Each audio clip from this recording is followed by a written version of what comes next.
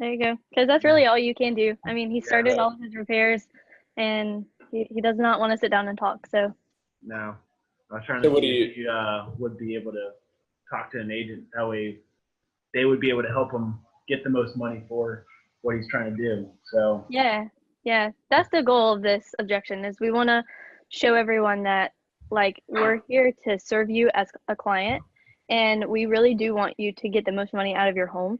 But in his case, he's already started his repairs.